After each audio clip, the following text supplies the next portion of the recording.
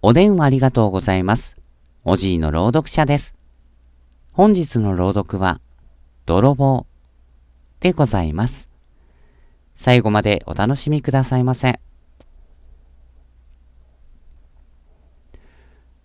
泥棒、豊島義雄。あるところに、五右衛門という怠け者がいました。働くのが嫌で嫌でたまりません。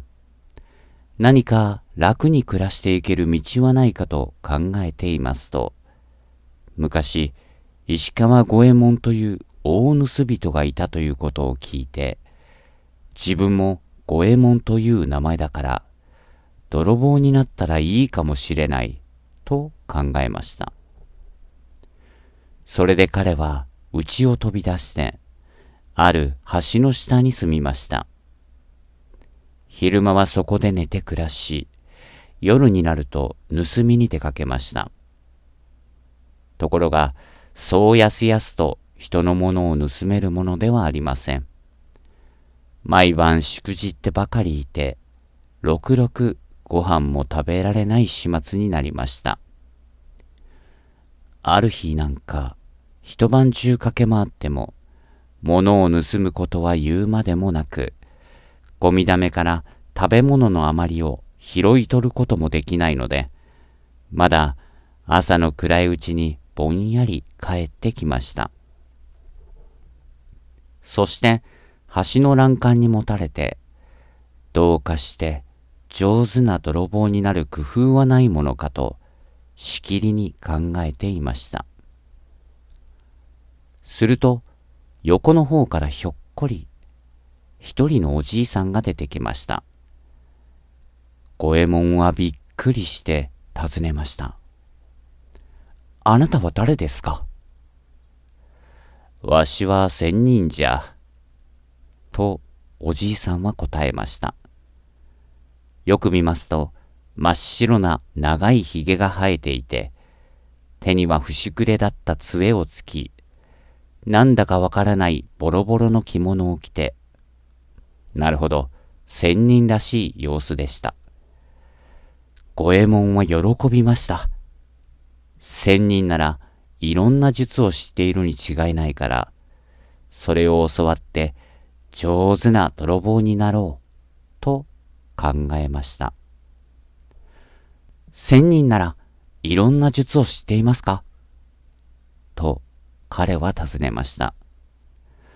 知っているぞ。そんなら私にそれを教えてください。おじいさんは承知しました。けれども、ただ一つきり教えられないと言いました。五右衛門はいろいろ考えた後に、どんな隙間からでも家の中へ入れる術を習いました。わしにまた用ができたら、ポンポンポンと三つ手を叩くがよい。そうすればいつでも出てきてやる。そう言ったかと思うと、おじいさんの姿は消えてしまいました。五右衛門は不思議な気がしました。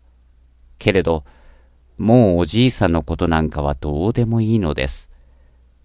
術を授かった上は、この上もない泥棒になれるわけでした。翌日の晩、彼は喜び勇んで出かけました。かねて見当をつけておいた質屋の蔵へ行って、その戸口で術を施しますと、不思議にも、戸と壁とのわずかな隙間から、スーッと中に入り込むことができました。それで、立派な着物や時計などを思うまま盗んで、いざ外へ出ようとすると、さあ大変です。同じ隙間ではありますが、入るのと出るのとは別だと見えて、いくら術を施しても出ることができません。戸を開けようとしましたが、外から錠が降りています。窓のところへ行ってみましたが、太い鉄棒の格子がついていて、体が通りません。どうにも仕方がありませんので、盗んだ品物をみんなそこに放り出して、暗闇の中にかがみ込んでしまいました。けれども、夜は次第に寒くなるし、腹は空いてくるし、もうたまらなくなりました。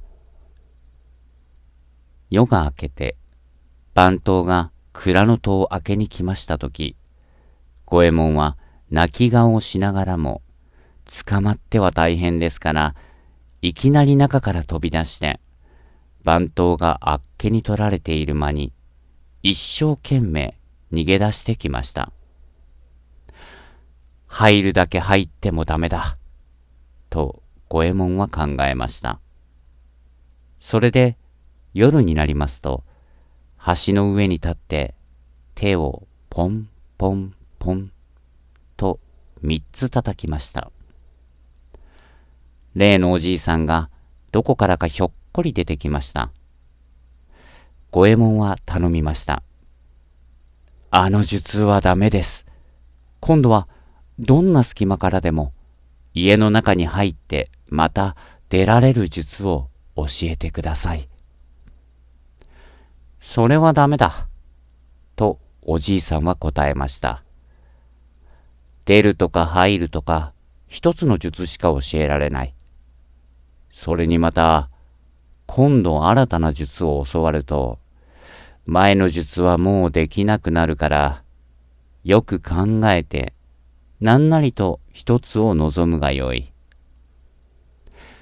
それではどんな隙間からでも家の外へ出られる術を教えてください。おじいさんは承知してその術を教えました。五右衛門はあれかこれかと考えた末にふといいことを思いつきました。ある大きな宿屋へ行って澄ました顔で泊まり込みました。そしてみんなが寝静まった夜中に起き上がって隣の座敷へ忍び込み、客の金入れを盗もうとしました。もし目を覚まされても戸の隙間から外へ出られるから平気でした。そういう安心があったものですから、大胆にやっていますと、客が目を覚まして、泥棒と怒鳴りました。五右衛門はびっくりして、すぐ雨戸の隙間から外へ術で逃げ出しました。ところがどうでしょう。そこは2階の屋根になっていて、下に降りることができません。まごまごしているうちに宿屋中大騒ぎとなって、家の中はもちろん、今にもこちらへ人が見回ってきそうです。五右衛門は命がけで屋根から飛び降り、したたか腰を打ったのも夢中で逃げ出してしまいました。逃げるには逃げましたが、その時打った腰が後で痛んで、2、3日は橋の下にうなっていました。それでも五右衛門は2度の失敗に性懲りもなく、また3度目の考えをいたしました。例の通り、橋の上におじいさんを呼び出して、ぜひにと願いました。もう今度きりですから、もう一つ術を教えてください。私の体が人から見えないようにする術を教えてください。体が見えないようにする術だな。はい。そして彼はその通りの術を教わりました。今度こそ大丈夫だと彼は思いました。自分の体が誰にも見えないというのだから、どんなことをしたって平気です。昼間から町へやっていきました。ところが、不思議なことには、後ろからぞろぞろ大勢の人がついてきます。術を使っているのだから、誰にも見えるわけはないのですが、それでも大勢の人がついてくるのです。変だなぁと思って注意してみると、ガヤガヤした騒ぎの中に、こういう子供の声が聞き取れました。やあ、着物が歩いている。下駄が歩いている。お化けだな。石を放ってやれ。捕まえてやれ。五右衛門はびっくりしました。なるほど、考えてみると、体だけが見えない術だから、着物や下駄は見えるわけです。しまったと思っているうちに、石がたくさん飛んできました。彼は走って逃げ出しました。着物が走り出した。それ、追っかけろ。大勢の者がワイワイ言って石を放りながら追っかけてきます。五右衛門は一生懸命にかけましたが、向こうは大勢です。代わる代わる追っかけてくるのですから、彼はヘトヘトに疲れました。息が切れて走れなくなりました。頭や背中には石を投げつけられて怪我をしました。この上捕まったらどんな目に遭わされるかわかりません。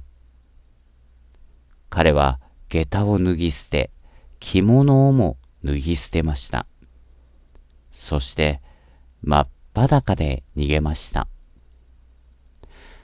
体だけは誰にも見えないものですから、ようよう橋の下まで戻ってくることができました。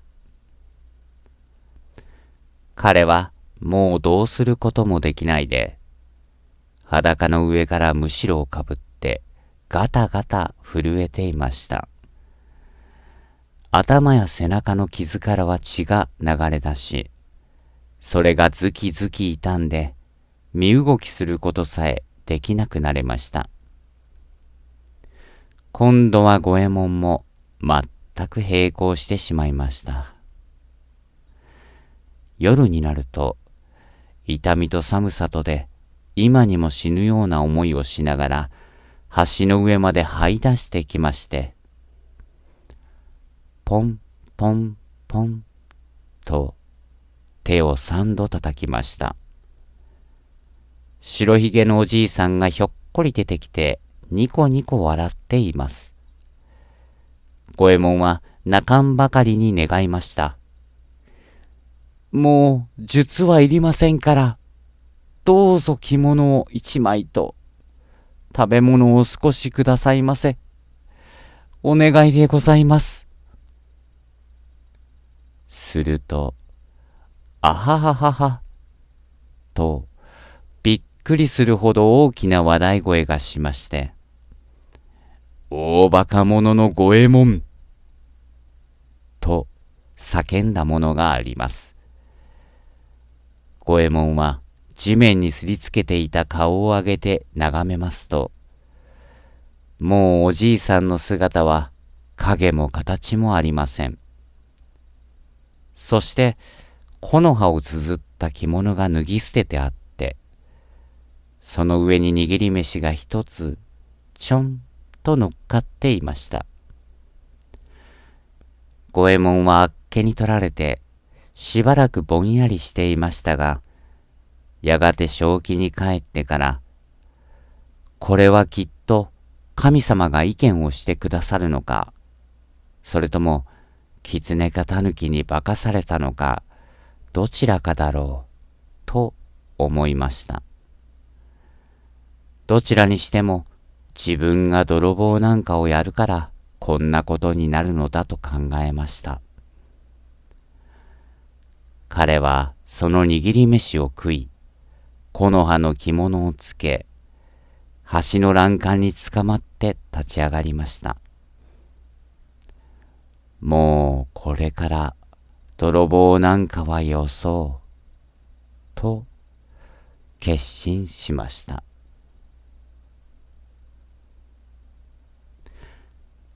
本日も最後までご視聴いただきありがとうございました。またのご連絡お待ちしております。